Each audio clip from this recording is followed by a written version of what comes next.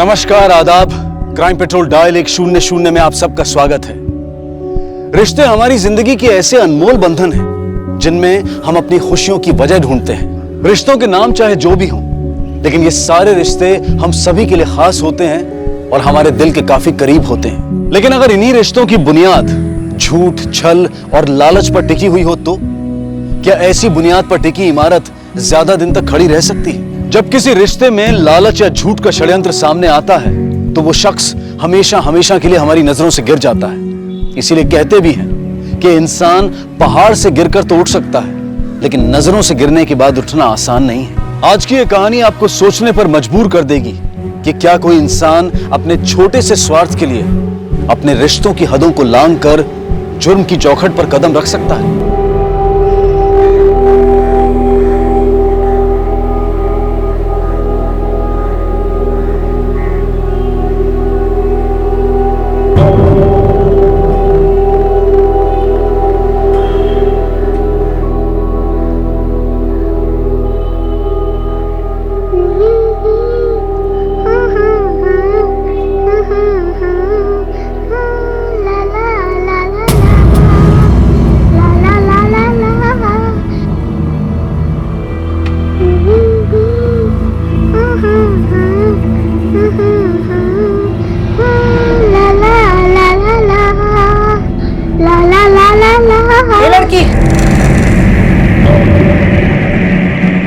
गाना गा रही थी ना? हाँ बोल, गाना गा रही थी ना? क्या हुआ माँ जी? ये लड़की गाना गा रही थी ना? नहीं नहीं, गाना तो मैं गुनगुना रही थी। झूठ मत बोल, मैंने खुद सुना है, वो तेरी नहीं इसकी आवाज। क्या हुआ माँ जी? अरे ये लड़की गाना गा रही थी अभी। नहीं माँ जी, गाना मैं गा रही थी। चुप कर, मैंने खुद सुना है। माँ जी, ये बेचारी बेजुबान बच्ची क्या गाना गाई है? कुछ भी बोल रहे हो आप? अरे ऐसा क्या कह दिया मैंने? ये तेरी सहेली अपनी बेटी के साथ इस घर में रहती है, खाती है, पीती है, सोती है यहाँ पे, और मैं इससे एक सवाल भी नहीं पूछ सकती? माँ जी, आपने धर्मशाला तो खोल नहीं रखा है जो आप फ्री में किसी को भी यहाँ पर रखोगे। बकायदा किराया देती है यहाँ पे रहने का, समझ गए आप? चलो पूजा, चलो बेटा। अरे अरे लेकिन मैंने खुद अपने, मैं झूठ क्यों बोलूंगी? समझती क्या है अपने आपको? अंकिता, अंकिता, तू भी ना भाभी को हमेशा कुछ ना कुछ बोलती ही रहती है। गरिमा चाय दो ना। अपनी चाय खुद बनाओ, तुम्हारे घर की नौकरानी नहीं हूं मैं।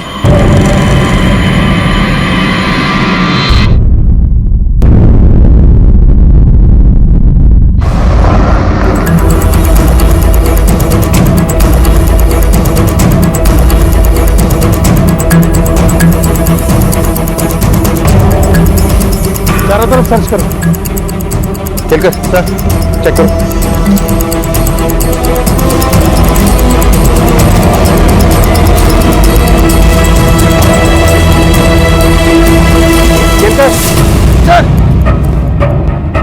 सर, लाश के पास से तो कुछ नहीं मिला। ये देख, टायर्स के निशान। केलकर सर, हो सकता है ये टायर के निशान खूनी के हैं। वो लाश को गाड़ी में रख के लाया, वहाँ झाड़ियों में लाश को ठिकाने लगाया और इधर झील के पानी से गाड़ी को साफ किया होगा। सर ऐसा भी तो हो सकता है कि पहले उसे कहीं और मारा गया होगा या फिर उसका खून गाड़ी में ही कर दिया गया होगा। हो सकता है, क्योंकि झाड़ियों के पास स्ट्रगल के निशान नहीं है। विक्टिम का गला काटा गया है। अगर झाड़ियों के पास उसका गला काटा जाता तो जमीन पे बहुत सारा खून होता, जो कि नहीं है। लेकिन समझ में नहीं आता कि ये आदमी है कौन और इसे कौन मारेगा और क्यों। केलकर, कातिल ने लाश को पवाना लेक के सुनसान इलाके में ठिकाने लगाया। एक काम कर, लाश की फोटो आसपास के एरिया में सर्कुलेट कर दो। विक्टिम की पहचान होना बहुत जरूरी है। और वो जो लड़का बाहर खड़ा है उसकी डिटेल्स लो, बॉडी को पोस्टमार्टम के लिए भेजो। Right sir.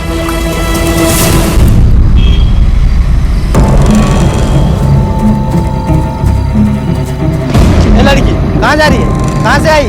तो भाग यहाँ से।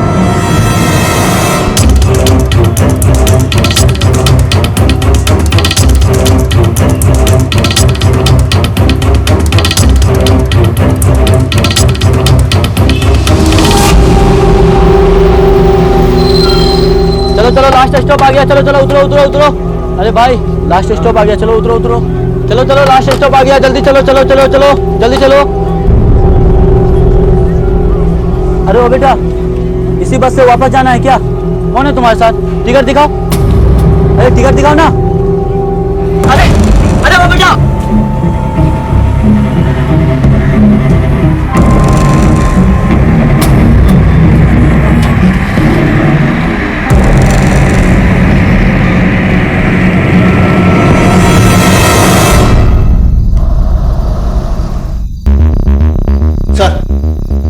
लोगों का कहना है कि इस आदमी को इन दोनों ने देखा था। तुम्हें पक्का यकीन है कि ये वही आदमी? हाँ साहब, ये वही आदमी है जो पिछली बार शनिवार हमारे बस में चढ़ा था। मैंने जैसे इसकी फोटो देखी झट से पहचान लिया था साहब इसको। अच्छा, शनिवार यानी 22 तारीख को ये कहाँ से चढ़ा? साहब वो चढ़ा कहाँ से था ये तो मुझे याद नहीं, पर हाँ उतरा कलमबोली बस स्टॉप पे था। वो बहुत अखड़ू था साहब, इसलिए मुझे याद है।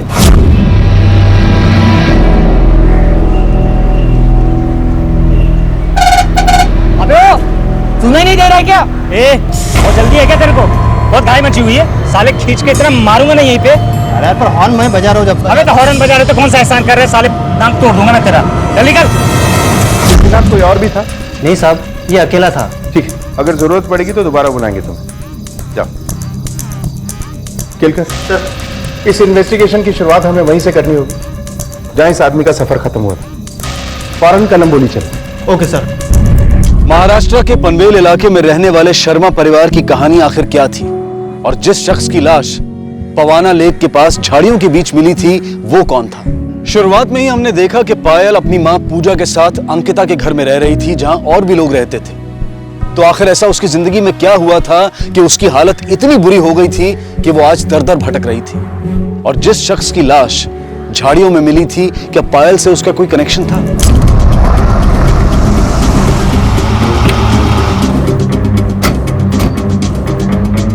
आसपास पूछताछ करो, जाओ।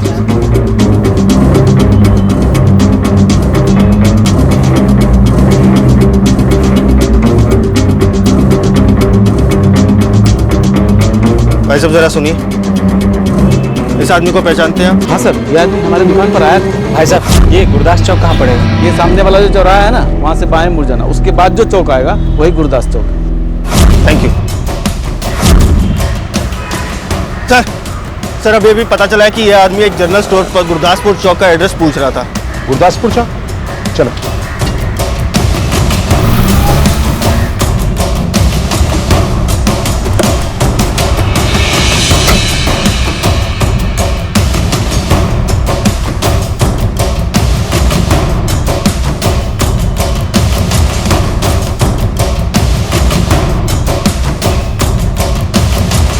आप इस आदमी को पहचानते हो? ये आदमी? हाँ साहब, इस आदमी को मैंने यहाँ पे 4-5 दिन पहले देखा था। इसके साथ कोई और भी था? हाँ साहब, ये मेरे पास आया, वो गुरदासपुर चौक के बारे में पूछा। जब मैंने उससे कहा कि यही गुरदासपुर चौक है, तो वो यही पास में खड़ा होकर किसी का इंतजार करने लगा। थोड़ी देर बाद उससे मिलने 2 औरतें आई। साहब मैं एक को जानता हूँ, वो शकुंतला देवी की बहू अंकिता है, लेकिन दूसरी औरत के बारे में मैं कुछ नहीं जानता। वो आदमी उन दोनों से कुछ बात कर रहा था। दूर से कुछ सुनाई तो दिया नहीं साहब, लेकिन वो 3 उंगलियों का इशारा कर रहा था। ये अंकिता रहती कहाँ है? सर वो आगे गुप्ता चाट वाला है, उसके बाजू वाला घर ही उसका है।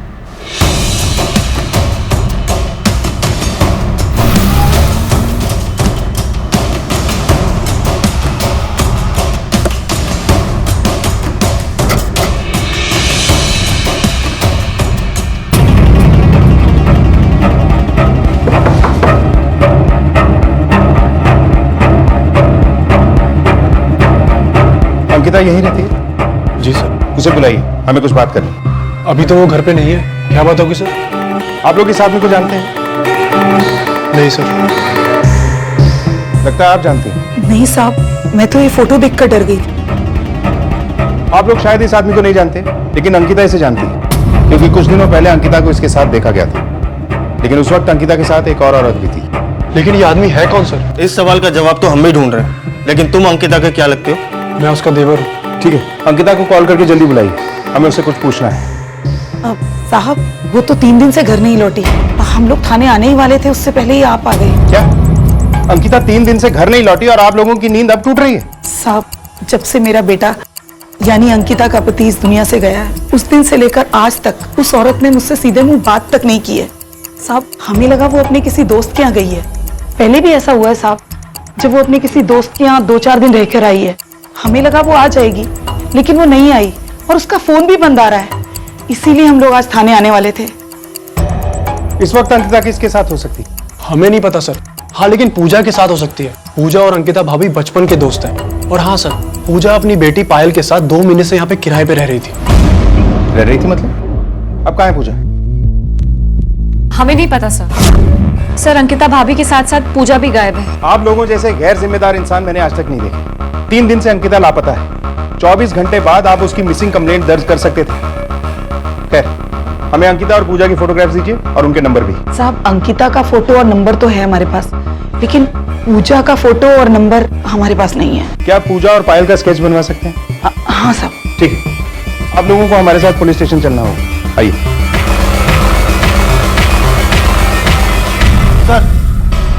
सर ये रहा पूजा का स्केच। सर पूजा की बेटी पायल के स्केच पे काम चल रहा है। ठीक है, जैसे ही पायल का स्केच तैयार हो जाए, अंकिता की फोटो के साथ साथ इन दोनों के स्केच को आसपास के सभी पुलिस स्टेशन पे सर्कुलेट कर दो। अपने पूरे खबरी नेटवर्क को एक्टिवेट कर दो। हमें किसी भी हाल में अंकिता, पूजा और पायल को ढूंढना ही। इनके घर वालों ने इनकी मिसिंग कंप्लेंट दर्ज की है? हाँ सर। सर अंकिता के घर वालों ने उन तीनों की मिसिंग कंप्लेंट लिखवा दी है। और सर अंकिता के कॉल रिकॉर्ड्स और उसके फोन के लास्ट एक्टिव लोकेशन मैंने मंगवा ली है। गुड। ये अंकिता काम कहाँ करती है? सर अंकिता के घर वालों का कहना है कि अंकिता मार्केट रोड पर किसी क्लिनिक में काम किया करती थी। इस क्लिनिक में जाके अंकिता और पूजा के बारे में पता कर। सर क्लिनिक तो तब पहुंचेंगे ना जब क्लिनिक का पता उसके घर वाले बताएंगे। मतलब ये सर कि अंकिता के घर वालों का कहना है कि उन्हें पता ही नहीं है कि अंकिता कौन से क्लिनिक में काम करती थी। ये बात मुझे हजम नहीं हो रही है केलकर। घर का एक सदस्य इतने समय से एक जगह पे काम कर रहा है और घर के बाकी मेंबरों को उसके बारे में पता ही नहीं। ये कैसे मुमकिन है? चलो।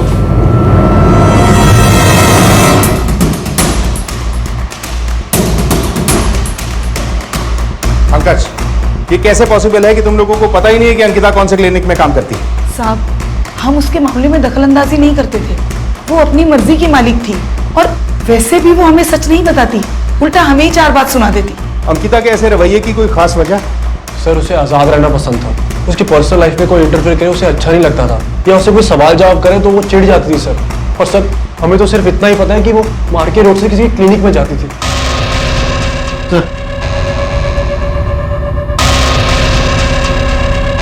ऐसे ही दिखते थे सर। ठीक है, आप लोग जा सकते हैं।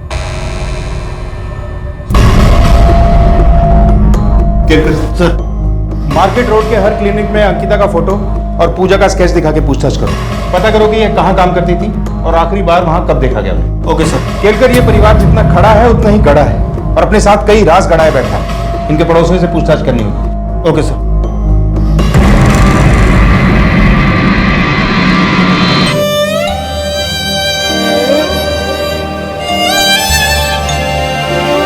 चलो जल्दी से मुंह खोलो। देख नहीं खाएगी ना तो काला बाबा आके डराएगा। चल चल चल मुंह खोल। कट्टी।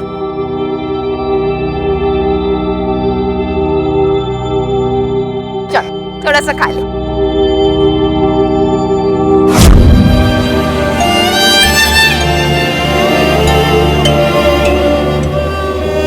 ये लड़की क्या चाहिए? बड़ा पाव चाहिए? पैसे? ये चल निकल ना, पैसे लेके आना तब लेके जाना बड़ा पाव। चल निकल यहाँ से।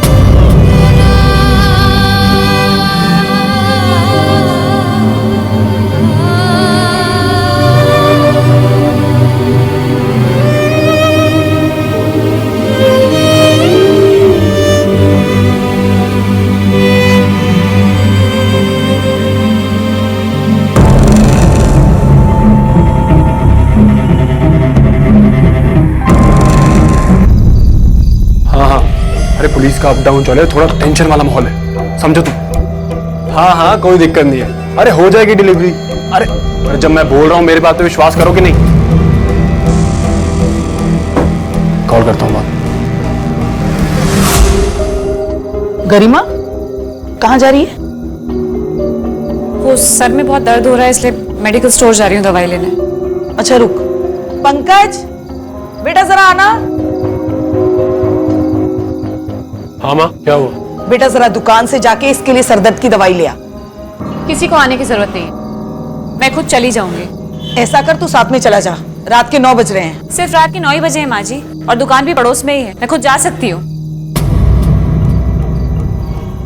अरे माँ रात के 9 ही तो बजे, जाने दो ना। तुझसे जितना कह रही हूँ उतना कर, चल जा जल्दी।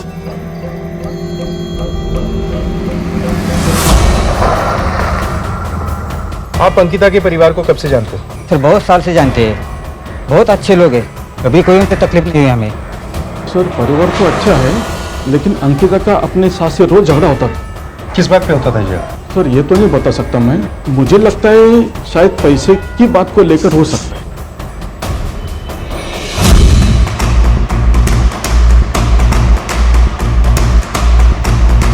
जब तक अंकिता का पति जिंदा था तब तक तो सब कुछ ठीक चल रहा था, पर उसके मरने के बाद उन लोगों की हालत बहुत ज्यादा खराब होने लगी। एक एक दिन उन लोगों को काटना बहुत मुश्किल हो गया था। पंकज की दुकान तो है पर उससे कोई खास कमाई नहीं हो पाती थी।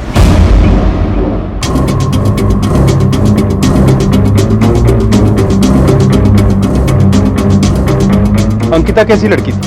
अंकिता अच्छी लड़की नहीं थी साहब। मतलब? क्या बताऊं साहब, रोज अपने देवर के साथ बाइक पे जाती थी चिपक चिपक के, वो भी उसका पति ना होने के बाद।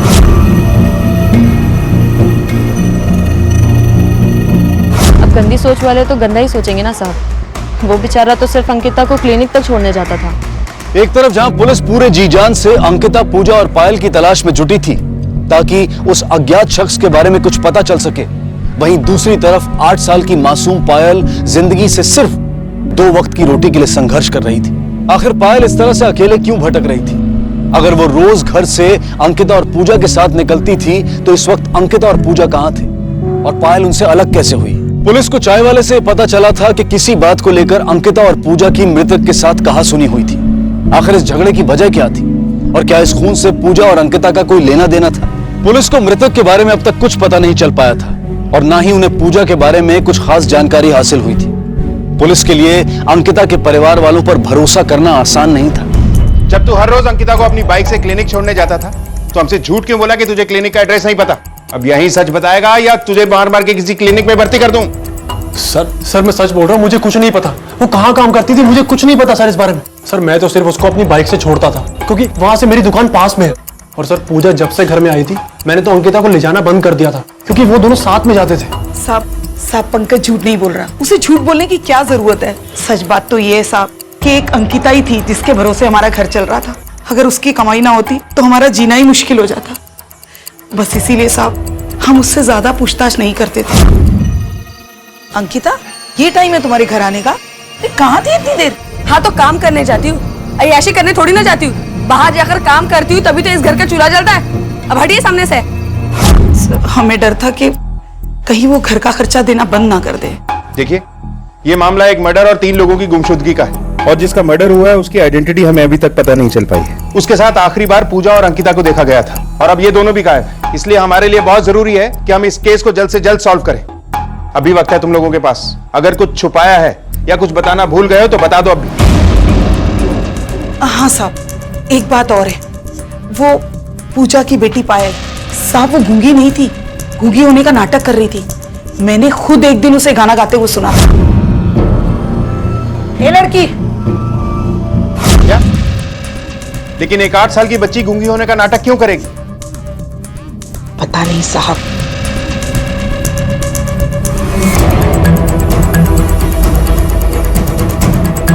केलकर, यहां से तो कुछ हाथ नहीं लगा। एक बार अंकिता के रिश्तेदारों से मिलते हैं, शायद वहां से कुछ पता चले। सर अंकिता के रिश्तेदार के नाम पर उसकी सिर्फ एक बुआ है, उसके अलावा उसकी जिंदगी में उसके आगे पीछे और कोई नहीं है और वो भी पूना रहती है। तो केलकर फौरन पूना चलते हैं और पता करते हैं कि अंकिता की बुआ क्या उस आदमी को जानती है जिसका मर्डर हुआ है। मुझे पूजा की बेटी पायल की चिंता हो रही है, कहीं बड़ों के जाल में ये बच्ची किसी गलत जगह न फंसे। ओके सर, ठीक है, चलो।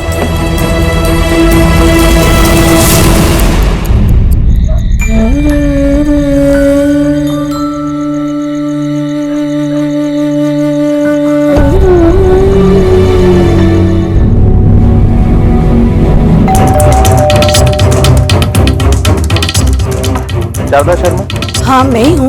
क्या बात है इंस्पेक्टर साहब? हमें अंकिता के बारे में कुछ बात करनी। अंकिता के बारे में? अंकिता से आखिरी बार आपकी बात कब? अंकिता से बहुत वक्त से बात ही नहीं हुई है, लगभग 1 साल हो गया है और आखिरी बार तब मैंने उसे देखा जब उसके पति की अंतिम तिथि थी। अच्छा, अंकिता का कोई और रिश्तेदार है? नहीं सर, बचपन में ही उसके माँ बाप गुजर गए थे और रिश्तेदारों में मेरे सिवा उसके आगे पीछे कोई नहीं है। इस आदमी को आपने कभी देखा है? नहीं सर, नहीं देखा। इसे गौर से देखिए, हो सकता है ये अंकिता का कोई पुराना प्रेमी या दोस्त हो और आपने इसे देखा हो। मैंने कहा ना सर, इसे मैंने नहीं देखा और अंकिता ऐसी लड़की नहीं थी। उसके माता पिता के देहांत के बाद मैंने अपने हाथों से उसे पाला पोसा है, अच्छे संस्कार दिए हैं उसे। तो इसका मतलब अंकिता बचपन से ही आप ही के साथ रह रही थी? हाँ सर, वो यही रही है। इसे तो देखा ही होगा, ये अंकिता की बचपन की दोस्त है पूजा। नहीं सर, और पूजा नाम की तो अंकिता की कोई दोस्त थी ही नहीं। सर ये माजरा क्या है? अंकिता के साथ वाकई में कुछ गलत हुआ है या फिर वो कहीं चली गई है? खेलकर शारदा जी के हिसाब से अंकिता की पूजा नाम की ऐसी कोई दोस्त नहीं थी जो बचपन से उसके साथ है। और एक बात और, जिस आदमी का मर्डर हुआ है उसका अंकिता और पूजा के साथ क्या कनेक्शन? चाय वाले के हिसाब से भी अंकिता और पूजा की उससे लड़ाई हुई थी। सर क्या कोई झगड़ा इतना बढ़ सकता है कि किसी की हत्या भी कर दी जाए? हेलो, सब इंस्पेक्टर केलकर है? ओके सर, अंकिता के कॉल रिकॉर्ड से कुछ खास नहीं मिला, लेकिन एक सरप्राइजिंग बात सामने आई। उसके कॉल रिकॉर्ड में एक भी ऐसा नंबर नहीं था जो पूजा के नाम से रजिस्टर्ड हो। क्या? ऐसा कैसे मुमकिन है कि अंकिता ने पूजा को एक बार भी कॉल नहीं किया? अंकिता के फोन की लास्ट लोकेशन क्या थी? सर अंकिता के फोन की लास्ट लोकेशन 25 तारीख को शाम 6 बजे मार्केट रोड थी। मार्केट रोड यानी क्लिनिक से घर आते वक्त अंकिता गायब हुई। केलकर, कहीं अंकिता के गायब होने में इसके घर वालों को ही हाथ तो नहीं है? मोहल्ले वालों के हिसाब से भी घर में अंदरूनी झगड़े का एंगल सामने आया है। सर घर वालों के लिए वो सोने का अंडा देने वाली मुर्गी थी। जब घर वालों को पता था कि घर उसी की वजह से चल रहा है तो फिर वो उसे क्यों मारेंगे? पंकज अंकिता को क्लिनिक के पास छोड़ने जाता था और उसने हमसे ये भी कहा कि उसने कभी अंकिता का क्लिनिक नहीं देखा। ये बात मेरे को समझ में नहीं आ रही। केलकर, कहीं इस कहानी में भी सोने का अंडा देने वाली मुर्गी के साथ इन घर वालों ने कुछ कर तो नहीं दिया? सर पड़ोसी के मुताबिक अंकिता और पंकज के बीच में कुछ चल रहा था। कहीं पंकज की मदद से ही तो अंकिता फरार नहीं हुई। इस पंकज की कुंडली निकलवाओ फौरन। Okay sir. अरे मैंने बोला ना अभी नहीं हो पाएगा, कर दूंगा थोड़ी देर में। अरे अच्छा हाँ करता हूँ थोड़ी देर में, ठीक है। 1 मिनट होल्ड करो, किसी का कॉल आ रहा है। हेलो, बच्ची तेरे पास थी ना? तेरे घर में है ना वो? क्या? अरे मेरे पास कोई बच्ची नहीं है।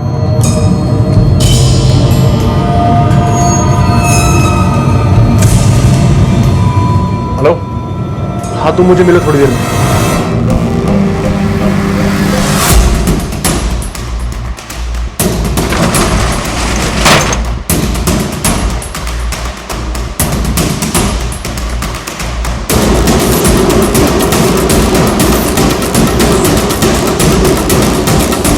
मुझे अपडेट करते रहना।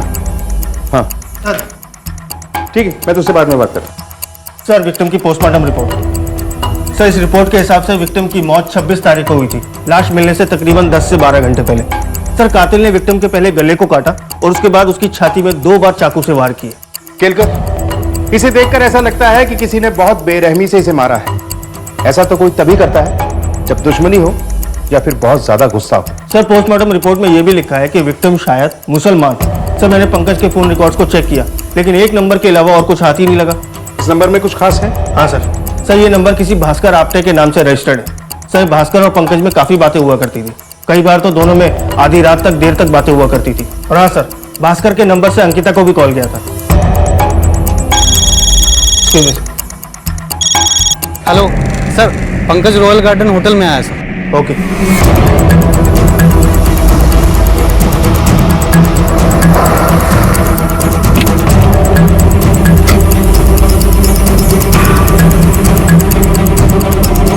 तुम हर वक्त इतनी टेंशन में क्यों रहते हो?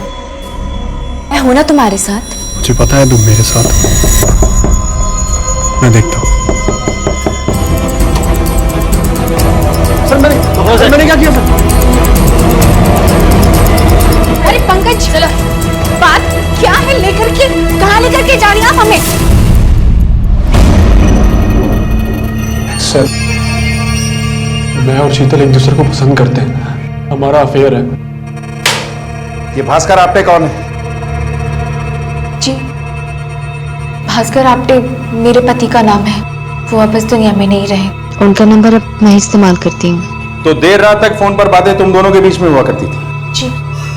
अंकिता को कॉल क्यों करती थी? बोलो। सर अंकिता और पूजा मेरे पार्लर में काम किया करते थे। अंकिता ने मेरे पार्लर में 7 महीने पहले ही ज्वाइन किया था और अभी पिछले महीने ही उसने मुझे पूजा से मिलवाया था। मैडम। हाँ अंकिता। मैडम ये मेरी दोस्त पूजा है और इसे ना काम की बहुत जरूरत है। पूजा, इससे पहले तुमने कौन से पार्लर में काम किया है? मैडम इसने पहले किसी पार्लर में काम नहीं किया, लेकिन मैं इसको सिखा दूंगी ना, मैं सब कुछ बता दूंगी इसे, और ये ना बहुत मन लगा के काम करेगी। और मैडम चाहिए तो पगार कम दे देना, प्लीज इसे रख लो, बहुत जरूरत है इसको काम की। ठीक है, अब जब तुम इतना कह रही हो तो रख लेते इसे काम पर। मैंने उसे काम पर रख लिया सर। 25 तारीख को भी अंकिता काम पे आई थी क्या? हाँ सर, आई थी और रोज की तरह अपना काम खत्म करके घर के लिए निकल गई थी, लेकिन दूसरे दिन वो आई नहीं। मैंने इस बारे में पंकज से भी पूछा था तो उसने मुझे बताया कि अंकिता उस दिन घर पहुंची ही नहीं थी। तुम्हारे पार्लर में सीसीटीवी कैमरा तो होगा? जी। केलकर सर, इनके पार्लर की पिछले 1 महीने की सीसीटीवी फुटेज चेक करो, कुछ ना कुछ हाथ जरूर लगेगा।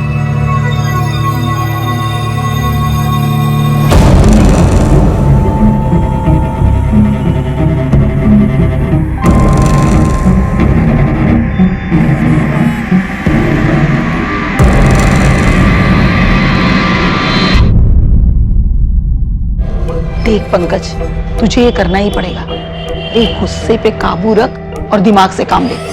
पर माँ वो मानेगी नहीं। तुझे गरिमा से बात करनी ही पड़ेगी, उसके अलावा हमारे पास कोई चारा नहीं है।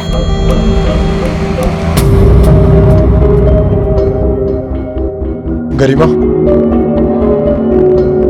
गरिमा, गरिमा सुनो। वापस मुझे छूने की कोशिश भी मत करना, समझे?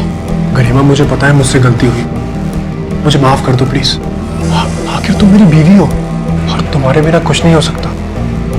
कुछ तो करना ही होगा ना, मैं ये अकेला नहीं कर पाऊंगा। गरिमा प्लीज मेरी हेल्प कर दो प्लीज। ठीक है, लेकिन तुम्हें इसकी कीमत चुकानी होगी। कितनी? 10% और। ठीक है।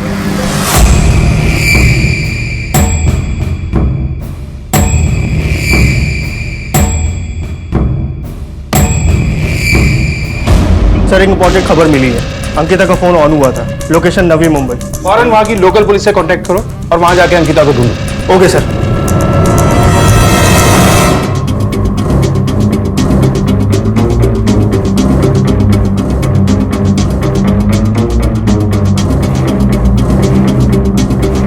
ओ भाई, इसे देखा? नहीं साहब।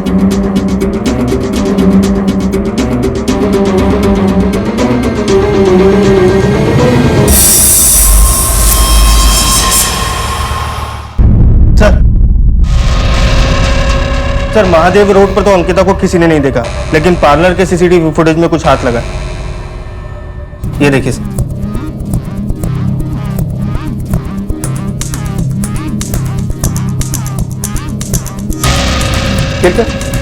ये तो वही आदमी है जिसकी हमें लाश मिली थी, और शीतल ने हमसे कहा कि वो इसे जानती ही नहीं।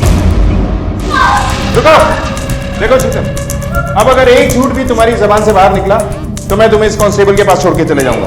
बोलो, कौन था वो आदमी?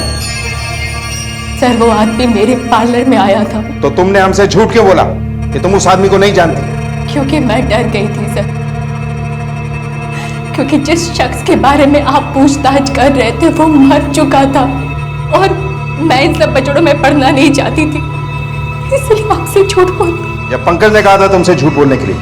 नहीं, पंकज ने मना नहीं किया था, उल्टा मैंने उसे कहा था कि वो मेरे पार्लर का नाम ना ले, आप लोगों के सामने मेरे पार्लर की बदनामी हो जाती। सर यकीन मानिए मैंने कुछ नहीं किया है। वो आदमी कौन था और क्यों आया था तुम्हारे पार्लर? सर अंकिता और पूजा के गायब होने के 2 दिन पहले। जिन्नत है? कौन जिन्नत? अरे जिन्नत। जिन्नत? यहाँ पर कोई जिन्नत नहीं है। जी, कौन चाहिए आपको? अरे मसाज के लिए ऑयल देना। अरे अरे अंदर कहाँ जा रहे हो? हेलो दरवाजा खोलो, पूजा। पैसे चाहिए मुझे। पूजा, तू ठीक तो है ना? उसने तेरे साथ कुछ किया तो नहीं? हाँ? नहीं मैडम। पूछे ये आदमी था कौन? और ये जीनत कौन है? जीनत मेरी चचेरी बहन का नाम है और ये उसका आदमी था। ये जीनत कौन है? सर, पूजा का ही असली नाम जीनत है और उसकी बेटी का नाम ज़ेबा। तुम्हें ये सब कैसे पता? सर, एक दिन पायल कैंची से खेल रही थी और उस वक्त पार्लर की सभी लड़कियां खाना खाने के लिए बाहर गई थी।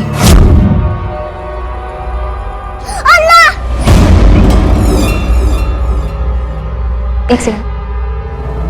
पूजा, तुम्हारी बेटी बोल सकती है?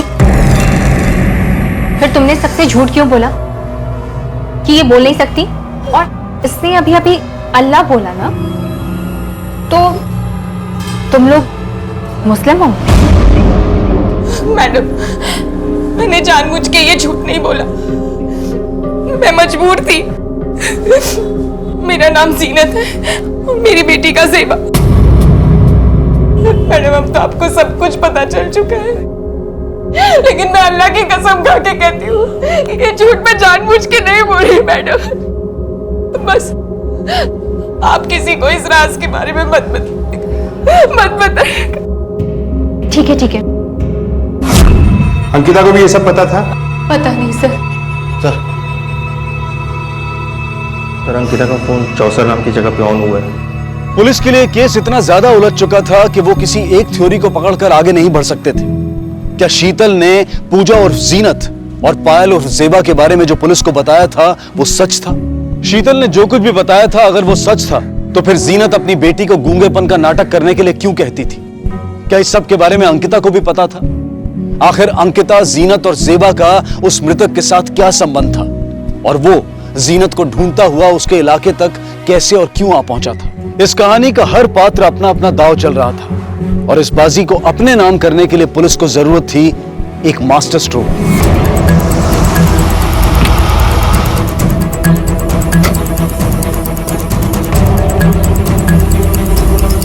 एक काम करो, आसपास पूछताछ करो, देखो कुछ पता चलता है।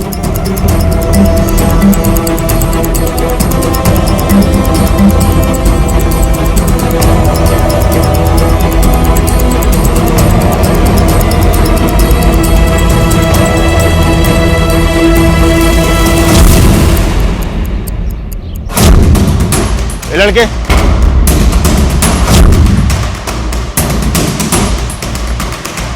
रुक।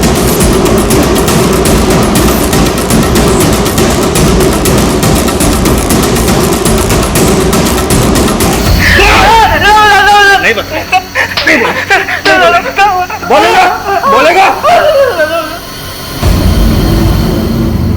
चलो, पंकज जी ने बोला था कि मुर्गे में एक औरत आएगी, उससे सिम कार्ड लेकर उसे कभी कभी चालू करके बंद करना है। सर, बस मुझे इतना ही करने को कहा था, मुझे और कुछ नहीं पता सर।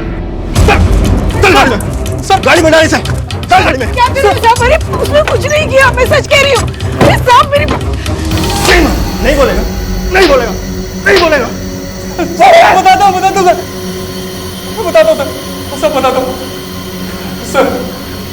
आप लोग बार बार घर पर आ रहे थे, आसपास के लोग बातें बनाने लग गए थे, इसलिए मैंने आपका ध्यान भटकाने के लिए गरिमा को अंकिता की सिम कार्ड लेकर के उस लड़के के पास भेजा था सर।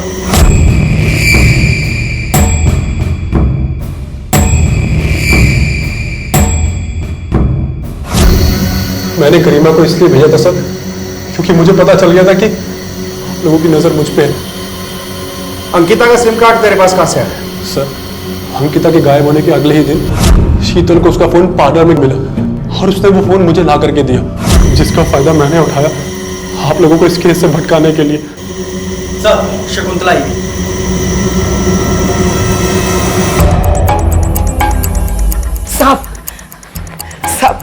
साहब, मेरे बेटे को छोड़ दीजिए, उसने कुछ नहीं किया, वो बेकसूर है साहब। अच्छा, तो आपके इस भोले भाले बेटे के पास अंकिता का फोन कहां से आया? साहब, वो फोन तो शीतल ने उसे दिया था। आपको यकीन ना हो तो आप शीतल से बात करके खुद पता करा ले सर। किससे पता करना है और कैसे पता करना है ये हम अच्छी तरह से जानते हैं, आप टेंशन मत लीजिए। आप बताइए कि आप यहाँ आई क्यों हैं? साहब, मैं तो यहाँ सिर्फ ये बताने के लिए आई थी कि मेरा बेटा बिल्कुल बेकसूर है। मेरी बहू अंकिता बहुत ही अय्याश है साहब। मेरे बेटे के मरने के बाद वो कई मर्दों के साथ संबंध रखती थी, खुद पार्लर में काम करके हमसे कहती थी कि वो किसी डॉक्टर के पास काम करती है। पंकज को ये सब मालूम था, फिर भी उसने मुझे कुछ नहीं बताया। उसे नहीं पता था कि मुझे ये सब पहले से ही पता है। और क्या क्या जानती है? साहब, वो आदमी जो मरा है वो या तो मेरी बहू का दलाल होगा या फिर उसका यार। मैं अब तक ये सोचकर चुप रही कि आप लोग ज्यादा तहकीकात करोगे तो आप लोगों को पता चल जाएगा कि मेरी बहू इन सब धंधों में थी और हम लोग किसी को मुंह दिखाने के लायक नहीं रहेंगे साहब। अच्छा, आपके पास क्या सबूत है कि वो आदमी उसका दलाल था या फिर प्रेमी? साहब, मैंने खुद अपनी आंखों से देखा उस रात।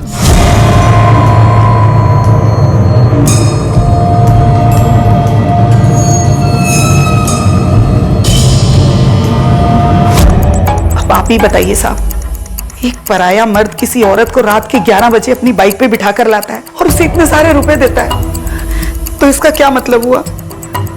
वो तो अच्छा हुआ साहब कि उस दिन मेरा व्रत था और व्रत खोलने के इंतजार में मैं खिड़की पर खड़ी थी। किस दिन की बात है ये? सब 21 तारीख की। हाँ, 21 तारीख को ही मेरा व्रत था। केलकर, ये शकुंतला देवी हमसे झूठ बोल रही है, क्योंकि 22 तारीख को वो आदमी कलम्बोली आया था और उसने चाय वाले से गुरदासपुर चौक जाने का रास्ता पूछा था। अगर वो वहां अंकिता और जीनत से मिलने गया था तो उसे अंकिता का एड्रेस पता होना चाहिए, क्योंकि 21 तारीख को मतलब एक रात पहले उसने अंकिता को वहां ड्रॉप किया था। इसका मतलब है कि शकुंतला देवी हमसे झूठ बोल रही। सर, पार्लर के सीसीटीवी फुटेज से भी ऐसा कुछ नहीं मिला जहां से पता चल सके कि वहां पर प्रोस्टिट्यूशन का धंधा होता है। केलकर, इस औरत पे नजर रखो, 2 कांस्टेबल लगा दो इसके पीछे। Okay sir. लेकिन सर, एक बात समझ नहीं आई, जीनत सबसे ये क्यों छुपा रही है कि वो एक मुस्लिम है? केलकर, जिस आदमी का मर्डर हुआ है शायद वो भी मुसलमान है। और शीतल ने भी हमसे बताया था कि वो पार्लर में अंकिता से नहीं, जीनत से मिलने आया था। हो सकता है वो जीनत का ही कोई रिश्तेदार हो। अगर ऐसा है तो अंकिता और उसके परिवार से इस आदमी का क्या लेना देना है, और वो जीनत को धमकी क्यों दे रहा है? और सोचने वाली बात यह है कि इस आदमी को किसने मारा होगा और क्यों।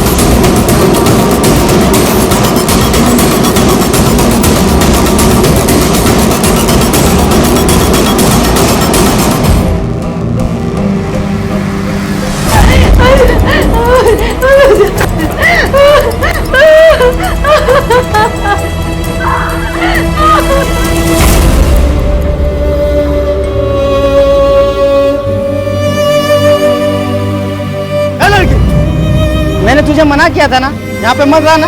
क्यों आए यहाँ पे? भाई यहाँ से। ओ भैया, क्या कर रहे हो ये? बच्चे के साथ कोई ऐसे पेश आता है? Sorry sir. जाओ। बेटा क्या हुआ? अंदर चलो।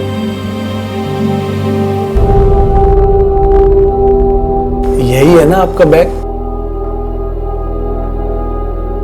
आपको भूख लगी है? कुछ खाओगे? आज अंकिता, अब कैसी तबीयत है तुम्हारी? मैं ठीक हूँ सर। देखो अंकिता, हम तुमसे ये जानना चाहते हैं कि तुम्हारे साथ क्या हुआ, किसने अगवा किया तुम्हें? मुझे नहीं पता सर, मैंने उनका चेहरा नहीं देखा। अंकिता, अब तुम्हें अपने ससुराल वालों से डरने की कोई जरूरत नहीं। तुम हमारी प्रोटेक्शन में हो, तुम्हारा कोई कुछ नहीं बिगाड़ सकता। देखो, हमें पता चल चुका है कि तुम्हारे ससुराल वालों ने ही तुम्हें किडनैप करवाया, क्योंकि तुम जहां मिली उस फैक्ट्री में हम तुम्हारी सास को फॉलो करते करते ही पहुंचे थे।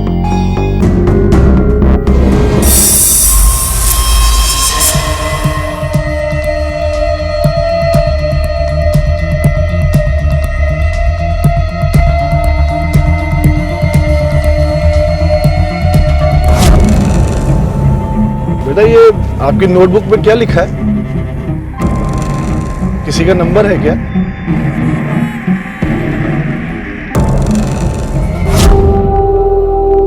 ये लो बेटा, कभी भी जरूरत हो तो मुझे इस नंबर पे कॉल करना, ठीक है? बेटा, आपको इस नंबर पे बात करनी है क्या?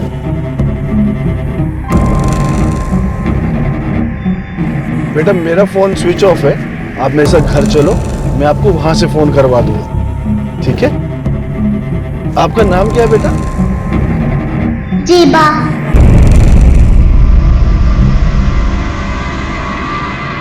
शीतल ने जो पुलिस को बताया था वो सच था। जीनत और ज़ेबा मुस्लिम थे और ज़ेबा अच्छी तरह से बात भी कर सकती थी, लेकिन जीनत दुनिया को अपना नाम पूजा और अपनी बेटी का नाम पायल बताया करती थी। लेकिन सबसे बड़ा सवाल यह था कि क्या अंकिता को जीनत का सच पता था? अगर अंकिता को सब कुछ पता था तो उसने पुलिस से झूठ क्यों कहा? उसने पुलिस से जानबूझकर अपनी किडनैपिंग का राज क्यों छुपा रखा था? उसने पुलिस को क्यों नहीं बताया कि उसे शकुंतला और पंकज ने अगवा किया था? जिस शख्स को ज़ेबा मिली थी वो शख्स कौन था?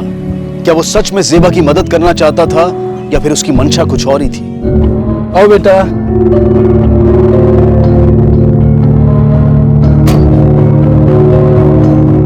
चलो बेटा, घबराओ नहीं, आ जाओ।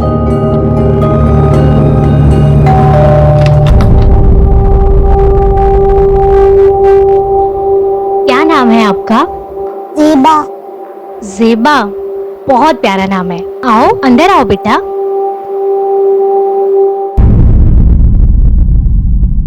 अंकिता, अब तुम्हें अपने ससुराल वालों से डरने की कोई जरूरत नहीं। तुम हमारी प्रोटेक्शन में, तुम्हारा कोई कुछ नहीं बिगाड़ सकता। देखो, हमें पता चल चुका है कि तुम्हारे ससुराल वालों ने ही तुम्हें किडनैप करवाया, क्योंकि तुम जहां हमें मिली उस बिल्डिंग में भी हम तुम्हारी सास को फॉलो करते करते ही पहुंचे थे।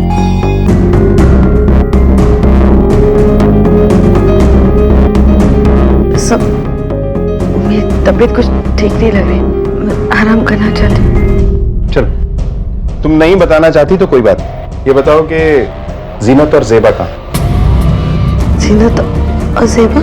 जीनत और पूजा और ज़ेबा और पायल। तुम्हें इनके असली नाम नहीं पता? नहीं सर, उनका नाम पूजा और पायल ही है। आपको कोई गलतफहमी हो गई है। अच्छा, ये बताओ कि क्या ये पायल बोल सकती थी? नहीं सर। ठीक है, चलते हैं।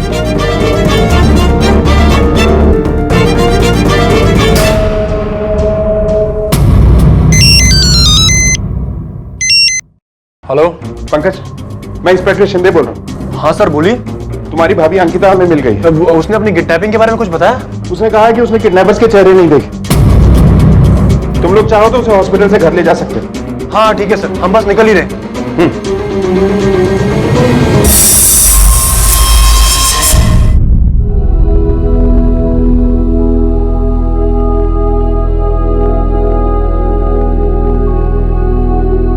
ये लो बेटा, आपके लिए दूध का ग्लास। लो, नहीं पियोगी?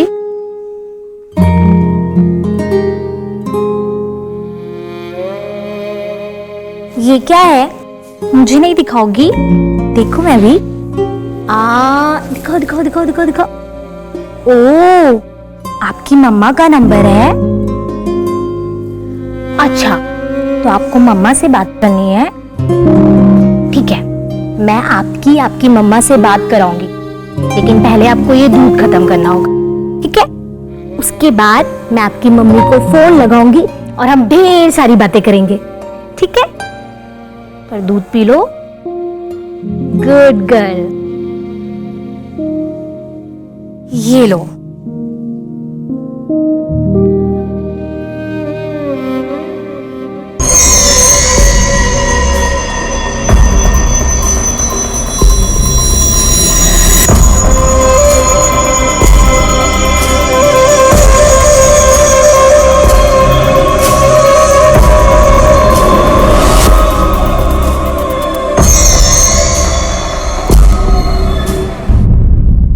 तुमसे ये जानना चाहते हैं कि तुम और पूजा कहाँ मिली। सर, मुझे पैसे की जरूरत थी सर, तो मैं एक पार्लर में काम करने लगी और थोड़ी ज्यादा इनकम के लिए मैं न्यूज़पेपर में ऐड देती थी कि हमारे पार्लर में लड़कियों को ट्रेनिंग और जॉब मिलेगी। मैंने सोचा कि उनके जॉब के बदले में मुझे कमीशन मिल जाएगा और वही ऐड देकर पूजा ने मुझे कॉल किया था। सब पूजा भी मेरी तरह विधवा थी, इसलिए हमारी बहुत अच्छी दोस्ती हो गई थी। इस आदमी को जानती हो? ये तो अराफात है। इस आदमी का नाम अराफात है? कौन है ये आदमी? कैसे जानती हो तुम इसे? सब पूजा ने मुझे बताया था कि अराफात उसकी चचेरी बहन का पति है। कुछ साल पहले पूजा के पति की मौत हो गई थी, उसके बाद उसे पैसों की बहुत तंगी हो गई थी, इसलिए मजबूरन उसने अराफात से पैसे उधार लिए थे।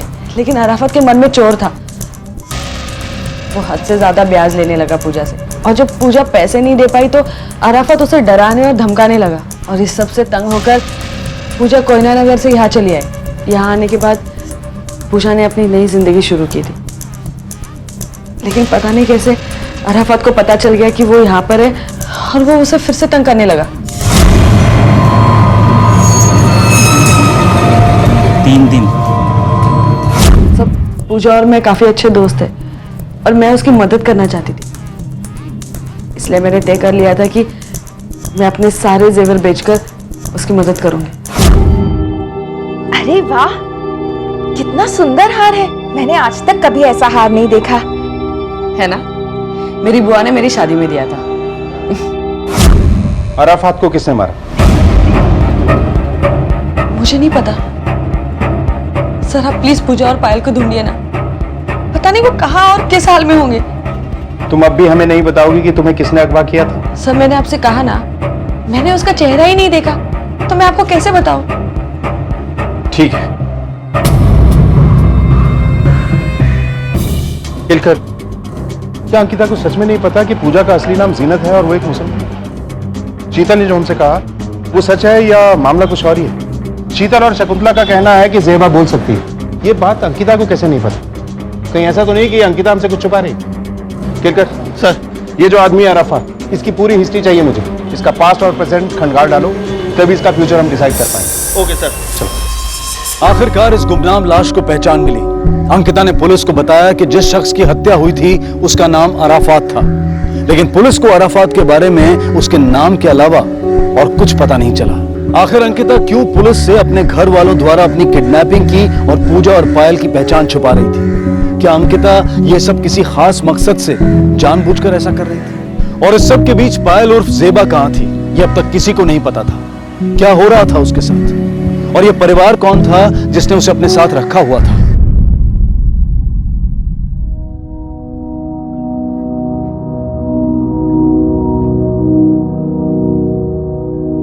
Good morning.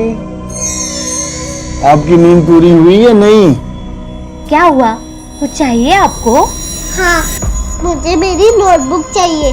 मुझे मेरी अम्मी से बात करना है। अच्छा, आपकी अम्मी से तो मैं वैसे ही बात कर चुकी हूँ। आपको पता है वो आपको शाम को लेने आ रही हैं। क्या हुआ, आप खुश नहीं हो? आपकी अम्मी आपको लेने आ रही हैं। ज़ेबा, क्या सोच रहे हो आप? क्यों उदास हो? आ जाओ, मेरे पास आ जाओ। जाओ बेटा, अंकल के पास जाओ। उठो उठो उठो, जल्दी जल्दी जल्दी जल्दी जल्दी।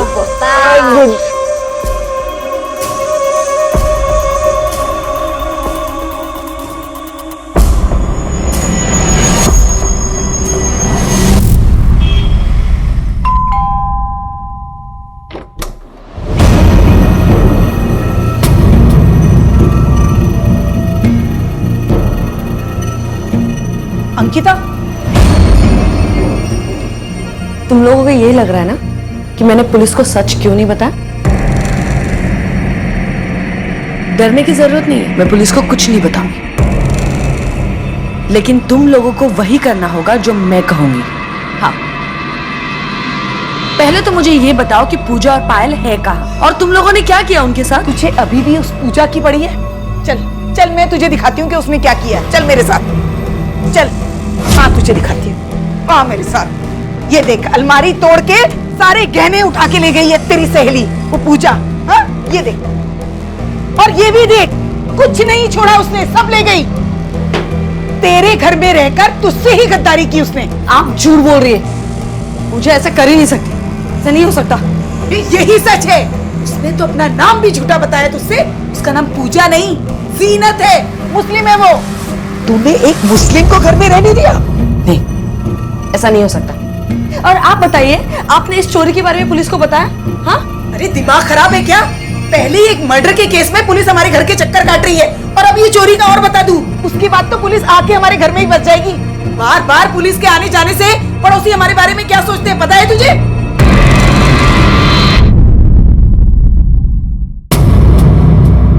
सर, अराफात खान एक हिस्ट्री सीटर है सर। उस पर लूटपाट, चोरी, किडनैपिंग और हाफ मर्डर के कई केसेस दर्ज हैं। सर, आपने मुल्सी रिसोर्ट वाले केस के बारे में तो अखबार में पढ़ा ही होगा। इस चोरी में उसने अपने 2 दोस्तों के साथ करीब 30 लाख रुपए की चोरी की थी। जीनत? सर, ये औरत अराफात की बीवी जीनत है। उसकी एक बेटी भी है जिसका नाम जेबा है। अच्छा, अराफात के जो चोरी में 2 साथी थे, उनके नाम क्या है? सर, एक का नाम परीक्षित था जो अब मर चुका है, और दूसरे के बारे में हमें कुछ पता नहीं चला। ये परीक्षित मरा कैसे था? सर, परीक्षित हमें काफी घायल हालत में मिला था। उस पर चाकू से हमला किया गया था और वो किसी तरह से खुद ही हॉस्पिटल पहुंचा था। मरने से पहले उसने हमें बताया कि इस चोरी में उसके साथ उसका पार्टनर अराफात भी था। सर, पैसे के बंटवारे को लेकर दोनों में झगड़ा हुआ। उसके बाद अराफात ने उस पर हमला कर दिया। लेकिन सर, परीक्षित के मुताबिक उसने अराफात के हिस्से का पैसा उसकी बीवी जीनत को दे दिया था, लेकिन अराफात ये बात मानने को तैयार नहीं था। सर, एक बात तो क्लियर है, पूजा का असली नाम जीनत, और वो अराफात की भाभी नहीं बल्कि बीवी है। और अराफात से बचने के लिए ही उसने अपना नाम पूजा रखा था, ताकि अराफात उसे ढूंढ ना पाए। क्या यह मुमकिन है कि परीक्षित ने अराफात के हिस्से का 10 लाख रुपए जीनत को दिया, और जीनत ये रुपए हजम करके जेबा को अपने साथ लेकर यहाँ भाग गई, और वो चाय वाले ने अंकिता और जीनत के साथ उस दिन अराफात को देखा, तो अराफात जीनत से अपने पैसे वापस देने की बात कर रहा है। लेकिन आखिर कोयना से यहाँ आकर जीनत ने 10 लाख रुपए का क्या किया होगा? सर, जीनत अंकिता के घर रह रही, हो सकता है कि उसने अंकिता के घर में ही पैसे छुपाए हो सकता है। केलकर, इस अंकिता के घर का सर्च वारंट निकलवाओ। Okay sir.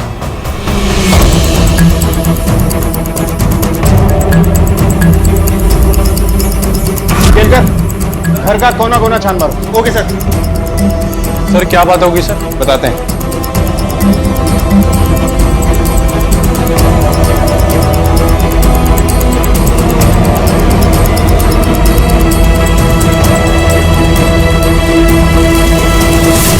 आखिरकार पुलिस को जीनत और अराफात के बारे में सब कुछ पता चल चुका था।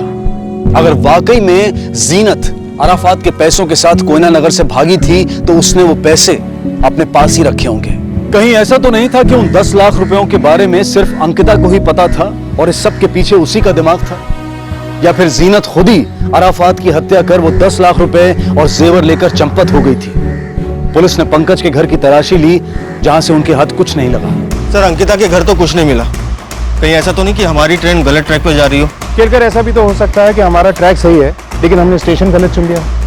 हो सकता है इन लोगों को जीनत के पैसों के बारे में पता चले। 10 लाख का अमाउंट बहुत बड़ा होता है। इतने पैसों के लिए तो कोई भी जीनत और उसकी बच्ची का रास्ता साफ कर सकता है। केलकर सर, तो जीनत की नाव लालच के भंवर में तो नहीं फंस गई? चलो।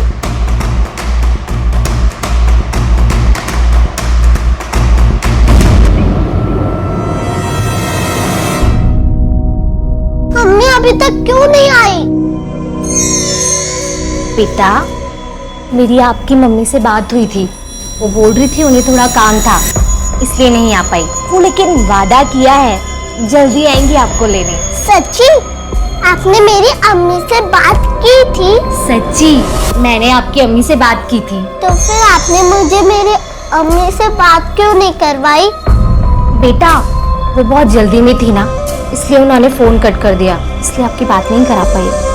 अच्छा, ये सब छोड़ो, मैं आपको कुछ दिखाती हूँ, ठीक है? ये देखो।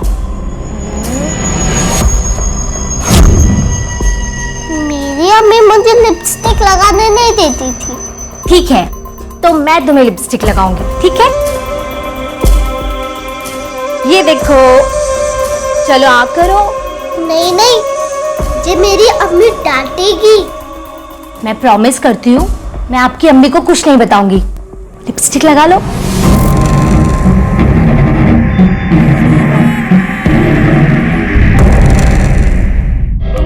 अब आगे क्या करना है?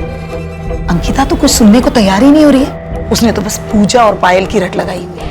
हम उसका कुछ नहीं कर सकते, और हमने कुछ करना चाहा तो हम ही फंस जाएंगे। इससे अच्छा उसे जो करना है वो करने देते हैं।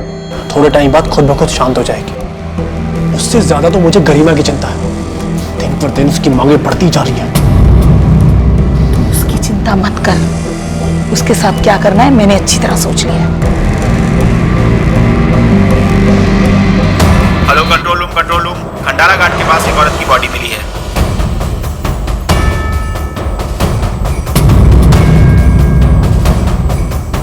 ये तो वही औरत है जिसका स्केच लोनावाला सिटी पुलिस ने जारी किया था। जी सर। उनको इन्फॉर्म करो।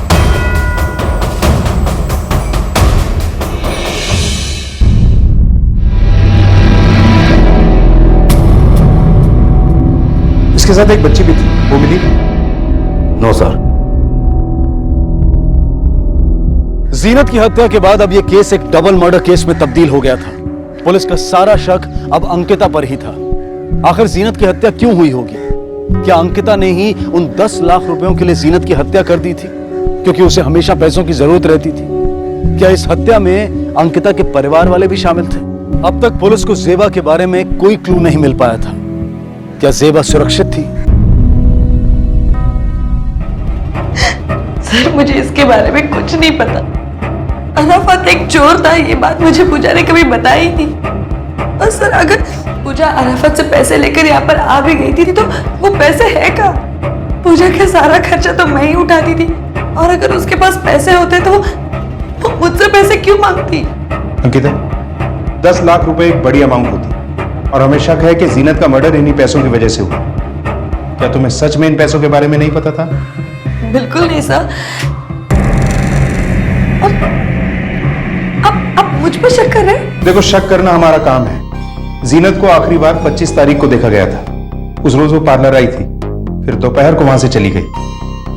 हाँ, वो पायल को एनजीओ से लेने जाती थी। एनजीओ? हाँ सर। वो एक्चुअली मेरी सास बहुत बुरी औरत है। उसके साथ एक 8 साल की लड़की को अकेले छोड़ना सही नहीं था। उसे लगता था कि पायल बोल सकती है, वो गूंगी नहीं है, और इस बात को लेकर घर में हर रोज झगड़े होते थे। तो मैंने पूजा को कहा कि वो पायल को किसी एनजीओ में डाल दे ताकि पायल की परवरिश अच्छी हो और उसे पढ़ने को भी मिले। जेबा कौन से एनजीओ में जाती थी?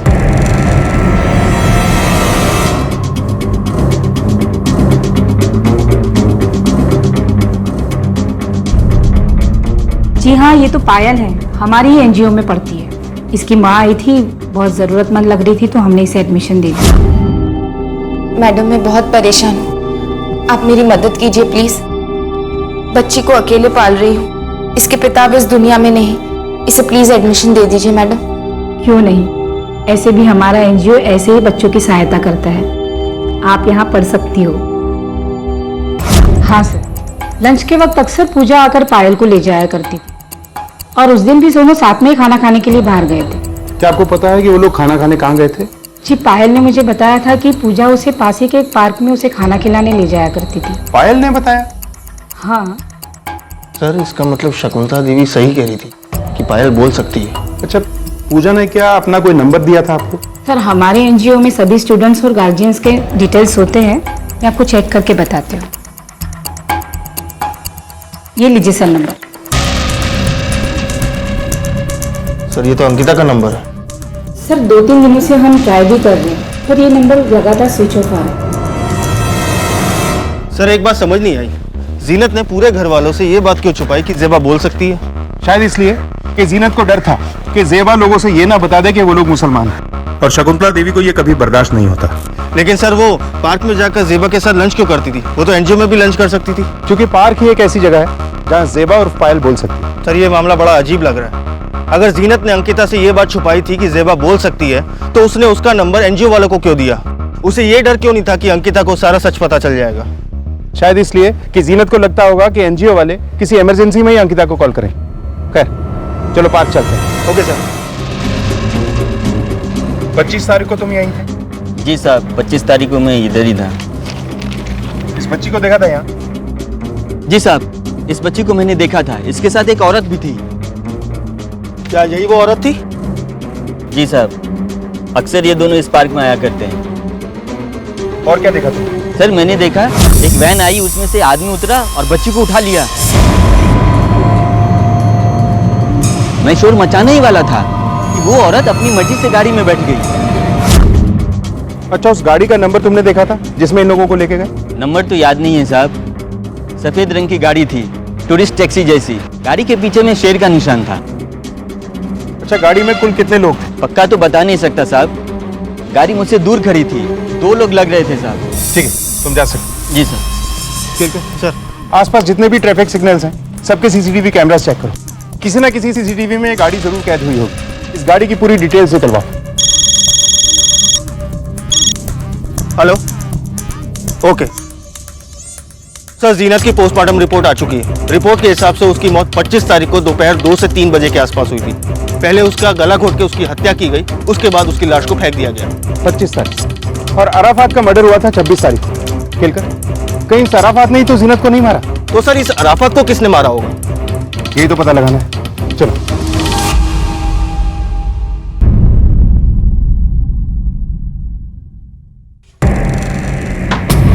गरिमा, सच सच बता कि तुमने पूजा को क्यों मारा और कहाँ छुपा के रखा पायल को? तुम्हें जो भी पता है ना सब सच सच बताओ, वरना मैं पुलिस के पास जाके तुम लोगों की सारी पोल खोल दूंगी, समझी? अरे भाभी, मुझे नहीं पता कि पूजा को किसने मारा और पायल को किसने किडनैप किया। झूठ मत बोलो गरिमा। मैं सच कह रही हूँ भाभी, मुझे नहीं पता पूजा को किसने मारा। मुझे बस इतना पता है कि माँ जी ने पूजा के बारे में झूठ कहा था आपसे। पूजा ने जेवर चुराए ही नहीं। क्या?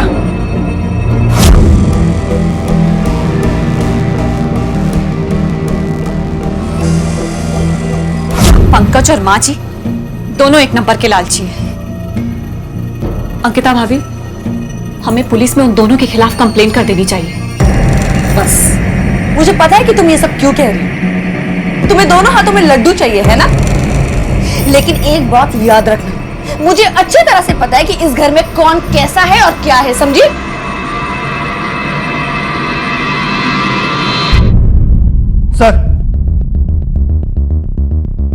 सर ये देखिए, उस पार्क के अगले वाले सिग्नल का सीसीटीवी फुटेज। सर इस वैन के पीछे एक शेर का फोटो लगा है। ये शेर का फोटो बिल्कुल वैसा ही है जैसा हमें वॉचमैन ने बताया था। सर ये वैन 25 तारीख की दोपहर को उस पार्क के बाहर भी खड़ी थी। केलकर, ये वैन किसी और सीसीटीवी फुटेज में दिखी? सर मैंने बाकी के सीसीटीवी फुटेज भी चेक किए। ये वैन ज्यादातर रात को निकला करती थी और लोनावला से आने वाले रास्ते पर दिखी थी। फौरन इस वैन को ढूंढ निकालो। Okay sir. पंकज, सच सच बता, मेरे गहने कहाँ है? सच बता रही है, मैं पुलिस को बुलाऊं? अरे भाभी, ये सब क्या बोल रही हो तुम? मुझे क्या पता तुम्हारे गहने कहाँ हैं?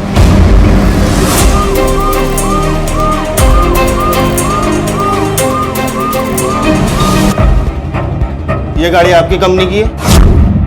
हाँ सर, ये गाड़ी हमारी है। 25 तारीख को ये गाड़ी कहाँ थी? 25 तारीख को ये गाड़ी होटल ब्लू बर्ड के पास थी। जो हमारे क्लाइंट हैं, उनका एक स्टाफ मेंबर है अशोक, जो सुबह में गाड़ी लेकर जाता है और दिन भर गाड़ी अपने पास रखता है। शाम को ये गाड़ी मेरा ड्राइवर वापस लाता है सर। क्या 25 तारीख को ये गाड़ी वापस आई थी? नहीं सर, 25 तारीख को गाड़ी हमारे पास नहीं पहुंची, बल्कि होटल ब्लू बर्ड में ठहरी थी।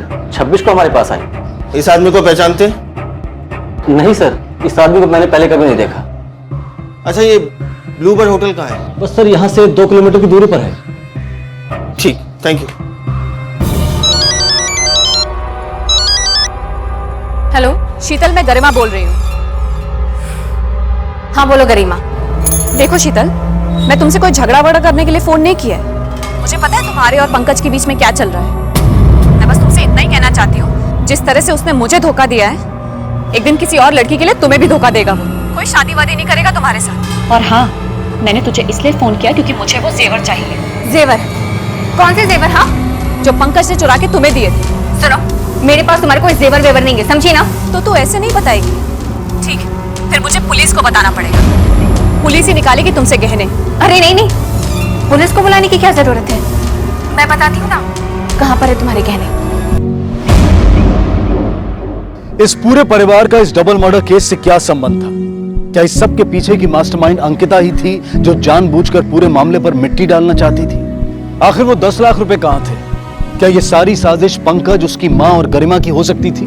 और शायद इस साजिश की भनक अंकिता को बाद में लगी और वो पैसों के लालच में उनसे जा मिली।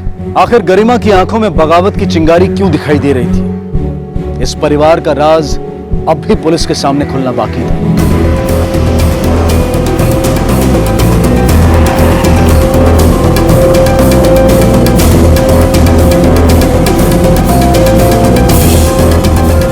हाँ साहब, हमारे ट्रेवल से उस दिन गाड़ी मैं ही लाया था और मुझे प्रमोद ने गाड़ी लाने को कहा था। प्रमोद? जी हाँ, मैं और प्रमोद अक्सर होटल का सामान लाने के लिए बाहर जाते हैं। तो 25 तारीख को ये प्रमोद भी तुम्हारे साथ था? साहब, उस दिन हम कहीं नहीं गए थे। प्रमोद की तबीयत अचानक से खराब हो गई थी, तो इसलिए हमने जाना कैंसिल कर दिया और वैन होटल के पीछे पार्किंग में खड़ी थी। तो उस दिन वैन की चाबी किसके पास थी? साहब, चाबी तो प्रमोद के पास थी। हाँ साहब, चाबी तो उस दिन मेरे पास ही थी, पर मैं नीचे वाले कमरे में सोया था साहब, क्योंकि मेरी तबीयत ठीक नहीं थी। मतलब 25 तारीख को तुम मार्केट नहीं गया? नहीं सर, मैं मार्केट 25 को नहीं, अगले दिन 26 को गया था। आप किसी से भी पता कर सकते हो सर। किससे क्या पूछना है उसकी टेंशन तू मत ले, हम पुलिस वाले उड़ती चिड़िया के पर गिन लेते हैं। हाँ सर, गए थे। क्यों, क्या बात है? ये किडनैपिंग और मर्डर का मामला है।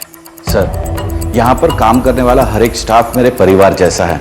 मुझे उन पर पूरा विश्वास है, वो कभी ऐसा काम नहीं कर सकते। मिस्टर वल्लभ, विश्वासघात भी वही करते हैं जिन पे पूरा विश्वास होता है। खैर, अगर आपके सो कॉल्ड परिवार में कोई विभीषण है तो हम उसे ढूंढ निकालेंगे। चलते हैं। भाभी,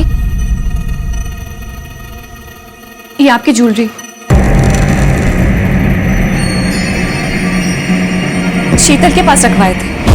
भाभी, आप मेरे दोस्त हो। मैं माँ जी और पंकज की वजह से कुछ नहीं कह पाती हूँ, ना ही कुछ कर पाती हूँ। मुझे डर लगता है कि कहीं वो लोग मेरे साथ कुछ कर ना दे। एक्टिंग बहुत अच्छी कर लेती हो तुम। अगर किसी और के सामने करती ना तो शायद वो यकीन कर लेती, लेकिन मैं नहीं। एक बात अच्छे से याद रखना, तुम चाहे कितनी भी कोशिश कर लो, मैं तुम पर भरोसा कभी नहीं करूंगी, समझी?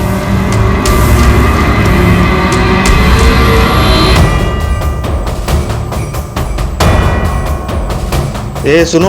हाँ साहब। ये ब्लूबर्ड होटल में सामान तुम्हारे यहाँ से जाता है? हाँ साहब। कौन लेने आता है? साहब, अशोक और प्रमोद आते थे। 26 तारीख को भी वो लोग आए थे? हाँ साहब। तो रसीद तो दी होगी? दी है साहब। उस रसीद की एक कॉपी चाहिए हमें। Okay sir. हाँ बाबा, बोला ना मिलेंगे आज। पंकज, गरिमा कहाँ है? मुझे नहीं पता, अभी तो अपने कमरे में थी। अरे मैं सब जगह देख चुकी, वो कहीं नहीं है।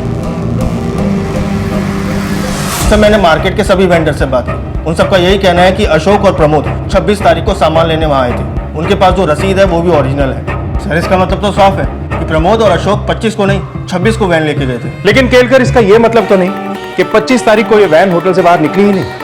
सीसीटीवी चेक किया? सर, ये वैन होटल के पीछे सर्वेंट क्वार्टर के पास खड़ी होती है और वहाँ पे कैमरे नहीं लगे हुए।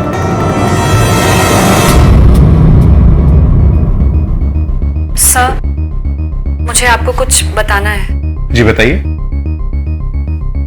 मुझे पता है सर, अंकिता को किसने किडनैप किया था।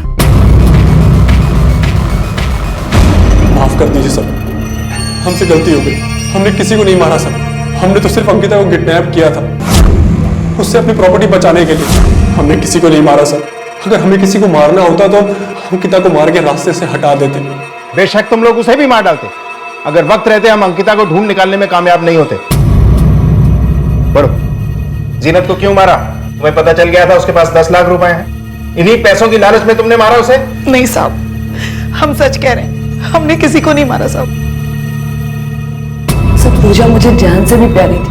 वो एक ही तो थी जो मुझे समझती थी, तो मैं उसे क्यों मारूंगी? और मुझे किसी भी 10 लाख रुपए के बारे में नहीं मालूम सर। अराफात को तुम जानती थी, पूजा को भी तुम जानती थी। अब वो दोनों मर चुके हैं, वो 10 लाख रुपए भी गायब हैं। माजरा क्या अंकिता? और जितना दूध का धोड़ा तुम खुद को दिखा रही हो उतनी हो नहीं। तुमने हमसे ये क्यों छुपाया कि पंकज और तुम्हारी सास ने तुम्हें किडनैप किया था? सर, मैं किसी भी तरह पूजा और पायल के बारे में पता लगाना चाहती थी। मुझे लगा कि पूजा और पायल को गायब करने में इन लोगों का ही हाथ है। सर, ये रहे शकुंतला और पंकज के कॉल रिकॉर्ड्स। सर, पंकज ने हमसे हमेशा ही झूठ बोला। 30 मई को उसको ब्लूबर्ड होटल से एक कॉल आया था। चलो, किसने किया था ये कॉल? सर, याद नहीं आ रहा। मैं बताता हूँ सर, मुझे एक आदमी का कॉल आया था। वो मुझसे किसी बच्ची के बारे में पूछ रहा था और मुझे धमकी भी दे रहा था। बच्ची तेरे पास थी ना? तेरे घर में है ना वो? क्या? अरे मेरे पास कोई बच्ची नहीं है। सर मुझे लगा कि आप लोगों ने मुझे कॉल किया कुछ सच निकलवाने के लिए। सर मैं सच बोल रहा हूँ, मुझे नहीं पता वो आदमी कौन था सर। होटल ब्लूबर्ड, इस होटल का इस केस के साथ कोई ना कोई कनेक्शन जरूर है। आखिर वो आदमी कौन था जिसने पंकज को होटल के नंबर से कॉल किया था और बच्ची के बारे में पूछ रहा? सर मुझे तो उस बच्ची की फिक्र हो रही है। आखिर वो बच्ची जेबा कहाँ और किस हाल में होगी सर? कोई है? प्लीज मुझे अम्मी से खेलना है। पागल हो गई है क्या? क्यों शोर मचा रखा है?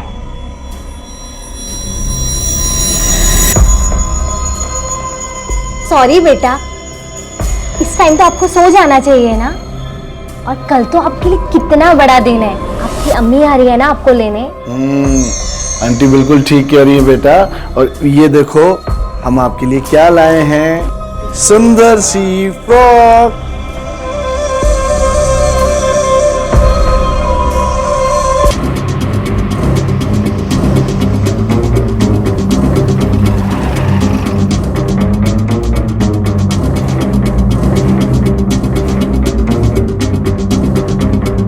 ये नंबर इसी होटल का है? हाँ सर, ये हमारा ही होटल का नंबर है। 30 तारीख को दोपहर 2 से 3 बजे के आसपास पंकज नाम के आदमी को यहीं से कॉल किया गया था। मैं जानना चाहता हूँ वो कॉल किसने और क्यों किया था। सर ये नंबर तो हमारे लॉबी का है। ठीक है, तो मुझे 30 तारीख के आपके लॉबी के सारे सीसीटीवी कैमरे के फुटेज चाहिए।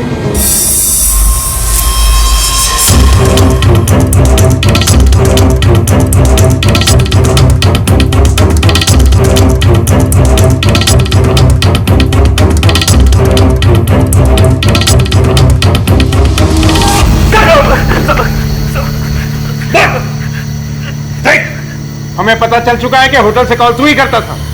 जीनत और जेबा को तूने किडनैप किया। गलती हो गई साहब, गलती हो गई साहब। तू तो कमरे में सो रहा था, होटल से बाहर कैसे निकला? मैंने चद्दर के नीचे तकिया रख दिया था और चुपचाप वहां से निकल गया था साहब। और कौन था तेरे साथ? केलकर, ये ऐसे नहीं बोले। नहीं बोलेगा। अराफत था मेरे साथ साहब। उसी ने मुझे उसके साथ चलने के लिए कहा था साहब। अराफत को कैसे जानता है? पॉलिसी रिजॉर्ट वाली लूट वाली केस में मैं अराफत का तीसरा पार्टनर था साहब।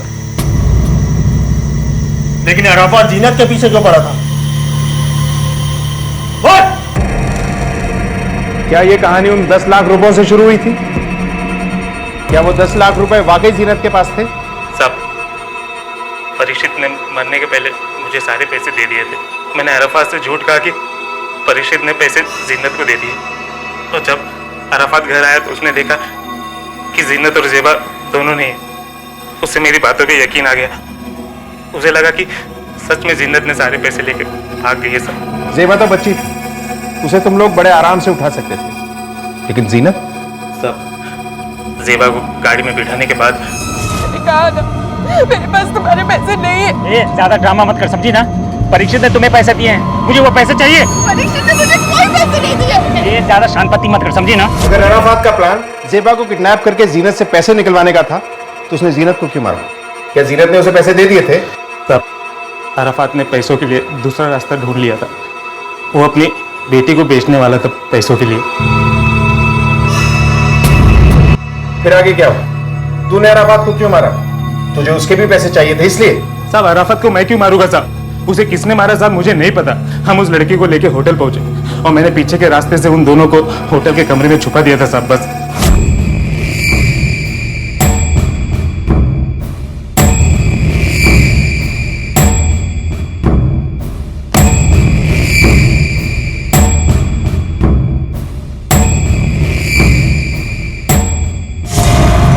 ये लड़की क्या कर रही तू? किसको कॉल लगा रही तू? ए, किसको फोन लगा रही थी? हाँ? किसको फोन लगा रही थी? हाँ? साहब, अगली सुबह जब अराफत उठा तो उसने देखा कि जेबा वहां पे नहीं है। जेबा वहां से भाग निकली थी साहब। प्रमोद, किसी कीमत पे मुझे जेबा चाहिए। वो जरूर अंकिता के घर पे गई होगी। मैं उसको अभी उठा के देख भाई देख, तू शांत हो जा। अगर तू वहां जाएगा ना तो हम लोग फंस जाएंगे। हम उसे शांति से समझाएंगे, तेरी बेटी चुपचाप तेरे हवाले कर दे। मैं काम करता हूँ, मैं अंकिता के घर के किसी मेंबर का नंबर का जुगाड़ करता हूँ और उसे यहाँ से कॉल करता हूँ, उसे बच्ची लाने के लिए कहता हूँ। तू चिंता ना कर, समझा? मैं अभी आया। साहब उस दिन मैं पंकज की दुकान पर गया था, उसका नंबर मुझे वहीं से मिला था साहब। तो कब तक मिल जाएगी ये डिलीवरी? 2 दिन में हो जाएगा। क्या मुझे आपका नंबर मिल सकता है? मैं 2 दिन में आपको कॉल करके आ जाऊंगा। कार्ड रख लो आप मेरा। अराफात जेबा को किसे बेचने वाला था? साहब जेबा को बेचने की डील मैंने ही फिक्स की थी साहब। उस आदमी को मैं तो नहीं जानता, लेकिन मेरी उससे फोन पे बात हुई थी साहब। वो मुझे कह रहा था कि उसके पास एक अच्छी खासी पार्टी है जो जेबा को खरीदना चाहती है साहब। हमारी मीटिंग भी फिक्स हो चुकी थी, लेकिन जेबा की भाग जाने की वजह से मीटिंग कैंसिल हो गई और मुझसे देख ना सका साहब।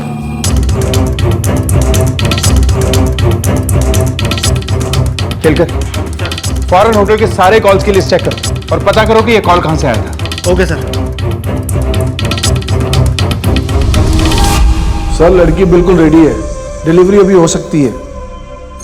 सर आप एक बार लड़की तो देखिए, आपका दिल खुश हो जाएगा। किससे बात कर रहे हो?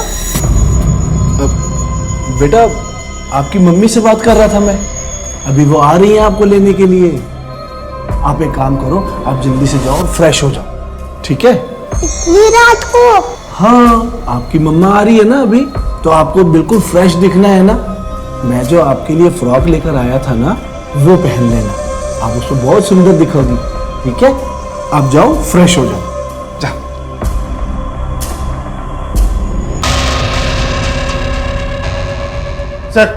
सर ये रही होटल ब्लूबर्ड की कॉल डिटेल्स।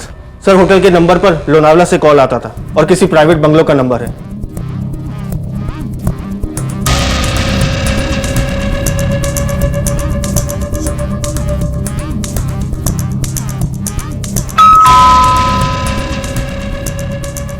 जी साहब। साहब को बोलो। साहब तो नहीं है। कहाँ गए? मालूम है साहब, कुछ बता के नहीं गए।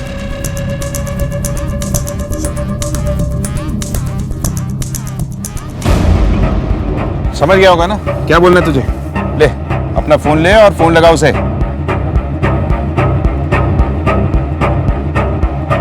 साहब पुलिस फिर से होटल में आई थी, वो लोग अशोक को ढूंढ रहे। मैं फौरन आपसे मिलना चाहता हूँ, क्या मैं आपके घर पे आऊँ अभी?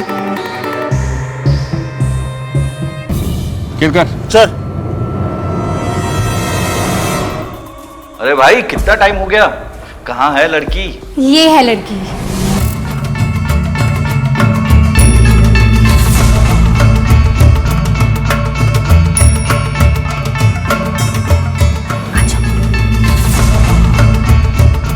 आओ बेटा। जाओ बेटा, अंकल के पास जाओ, यही अंकल आपको आपकी मम्मी के पास लेकर जाएंगे। चलो पास आओ बेटा।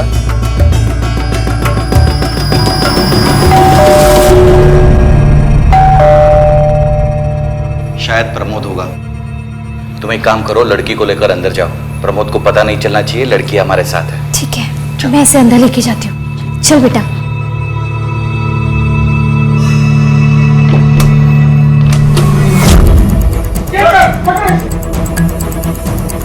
पकड़ इसे, पकड़।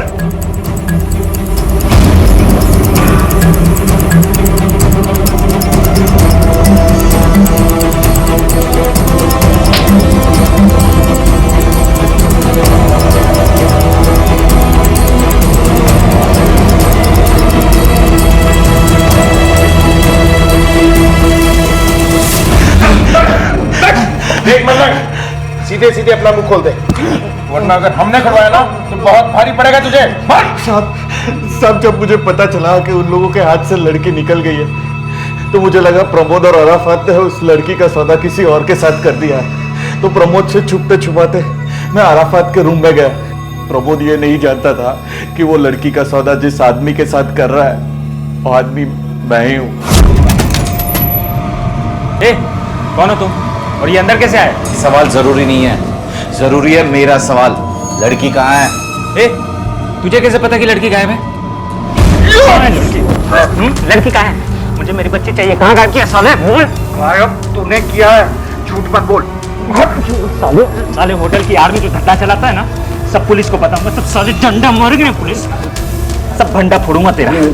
अराफात के कमरे में मैं सिर्फ ये देखने गया था कि उसकी बच्ची वहां उसके साथ है या नहीं, और वो मुझ पे ही इल्जाम डालने लगा कि मैंने उसकी बच्ची को गायब किया है। मुझे धमकाने लगा कि वो आप लोगों को बता देगा कि मेरी होटल में चाइल्ड प्रोस्टिट्यूशन का धंधा चल रहा है। फिर जैसे तैसे मैंने उसे शांत किया और उसे वादा भी किया कि उसकी बच्ची से मिलाने ले चलता हूं।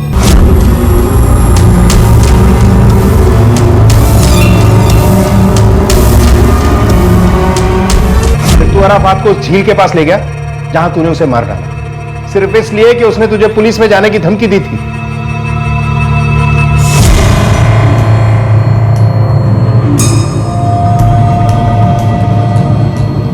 देखो तुम जो कोई भी है, मुझे कोई फर्क नहीं पड़ता है, समझा? मुझे मेरी जेबा चाहिए। देखो जेबा मेरे पास नहीं है। मेरे पास नहीं मतलब? मेरे पास नहीं है मतलब? साले पुलिस कंप्लेन करूंगा तेरी, नंगा करूंगा तो साले जेल जाएगा ना, तब पता चलेगा। और जो होटल में जो प्रोस्टिट्यूशन का धंधा चलाता है ना साले, वो भी पता चलेगा। रुक।